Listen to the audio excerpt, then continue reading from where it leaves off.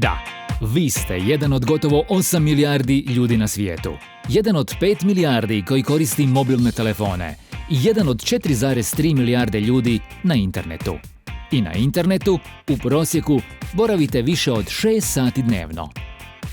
Svake minute na YouTube se postavi 500 sati sadržaja. Svakog dana na Spotify se postavi 40.000 novih pjesama. U svakom trenutku dostupno nam je preko 50 milijuna pjesama na servisima Apple Music i Deezer. Glazba se sluša više nego ikad ranije. 3 sata dnevno. U prosjeku to znači da svatko od nas sluša 52 pjesme svakoga dana. Glazba se sluša na radiju i putem pametnih telefona, na kompjutoru i tabletu. U njoj se uživa na hi-fi uređajima, MP3 playerima, Bluetooth zvučnicima i pametnim satovima. Sluša se na kavi u kafiću i za vrijeme izlaska u klub.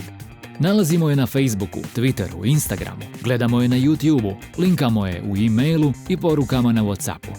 Glazba se prodaje na vinilnoj ploči i CD-u, a podaci svjetske diskografske organizacije govore kako 89% ljudi glazbu sluša putem streaming servisa. Na YouTubeu glazbu sluša gotovo 4/5 čovječanstva spojenog na internet. Tako je danas. Nekada je bilo drugačije. Glazba se kupovala samo u prodavaonicama u njihovo radno vrijeme. Emitirala se na radiju i televiziji. Omiljene pjesme slušali smo na gramofonima, kazetofonima ili CD playerima u miru doma, na albumima koje smo kupili u trgovini. Od trenutka kupnje glazbenog albuma ili emitiranja na radiju trebalo je proći vrijeme da se podaci o prodaji ili javnom emitiranju evidentiraju, valoriziraju i plate. I zato su nam trebali radni tjedni, pa čak i mjeseci. A sada se glazbi pristupa 24 sata dnevno. Fascinantno je kako u bilo kojem trenutku možete doći do bilo kojeg albuma The Rolling Stonesa ili Olivera Dragojevića, bilo koju pjesmu Nine Badrić ili Eda Sheerana možete slušati gdje i kako god želite, u 2 u noći ili u 3 poslijepodne, sasvim svejedno. I sve samo jednim dodirom, u trenutku u kojem želite.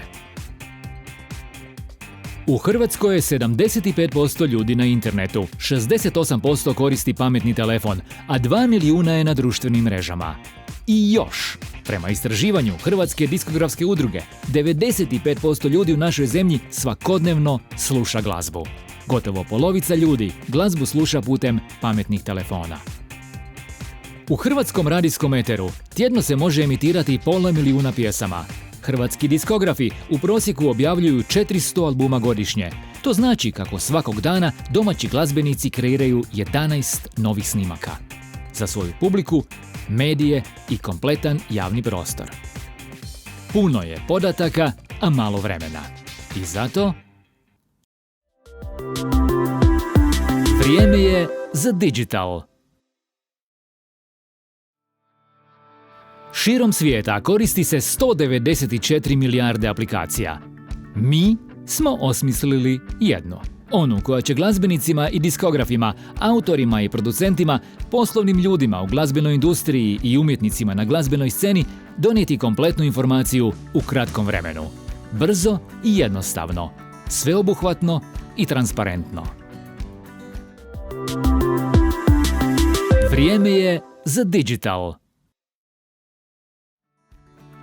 Hrvatski diskografi su digitalizirali cjelokupni svoj repertoar i omogućili da se sva glazba može čuti bilo kada i bilo gdje.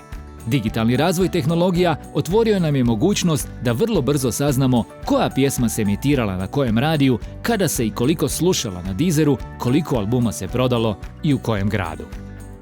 U trenutku. Svi raspoloživi podaci o emitiranju, slušanju i korištenju glazbe diskografima, autorima, izvođačima vidljivi su na jednom mjestu. Jedinstvena baza za rad diskografa na jedno mjesto donosi ažurirani sadržaj, aktualne podatke o korištenju glazbe i cjelokupan izvještaj s naknadama od streamanja na digitalnim glazbenim servisima, podacima o prodaji albuma u glazbenim prodavaonicama, prihodima od kolektivnih prava i podacima o radijskom i televizijskom emitiranju. U trenutku. Ma što pretraživali? Na osobnom profilu naći ćete sve podatke koji vas zanimaju. Koja pjesma se gdje emitira, koje snimke i albumi se gdje i kad slušaju, gdje su se CD ili vinilna ploča prodali i pronaći financijski izvještaj nastao na temelju svih bitnih podataka, ma gdje se nalazili.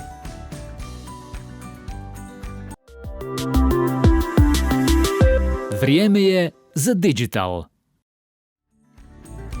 Vrijeme je za podatke o glazbi koja se koristi, o tome gdje se koristi i koliko to što se koristi vrijedi.